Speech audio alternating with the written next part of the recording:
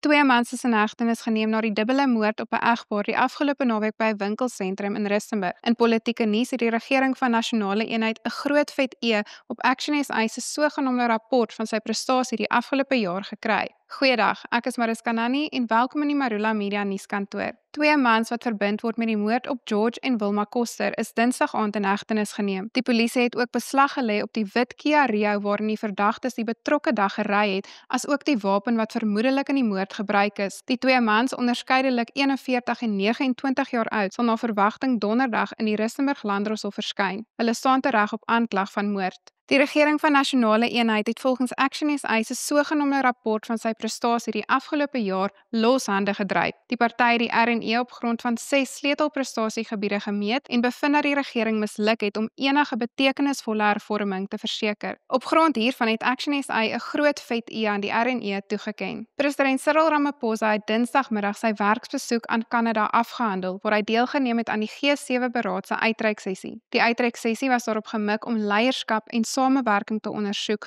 om 'n omvattende benadering tot energiesekerheid te dryf. Internasionaal duur die soektog steeds voort na 'n Amerikaanse pa wat van die moord op sy 3 jong dogtertjies beskuldig word. Travis Dekker is al langer as 2 weke voortvlugtig nadat sy kinders se lewelose liggame op 2 Junie by 'n verlate kampterrein in die Washington-omgewing gevind is. Sy gewese vrou Whitney Dekker se prokureur het van deesweek aan Marula Media gesê Travis was 'n goeie en betrokke pa ten spyte van sy probleme met sy geestesgesondheid en dat niemand, insluitend die kinders se ma, so 'n tragedie kon voorsien nie. Lees hierdie en al die ander berigte op marulamedia.co.za. Geniet die dag verder.